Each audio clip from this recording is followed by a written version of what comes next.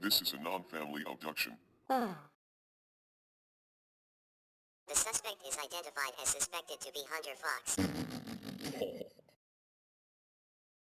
The child abduction victim is identified by police as Evan McKinney. He is 13 years old and was wearing VLK Windbreaker W Hood WHI t-shirt with blue and yellow bunny skull and bones logo / blue and GRY sweatpants / BLK van shoes W yellow Cobra Kai emblem / olive drab.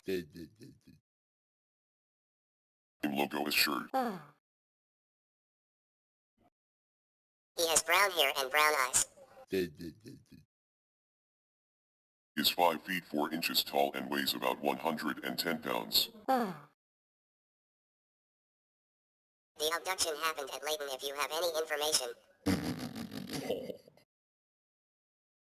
please call police at 8014978300 or simply dial 911.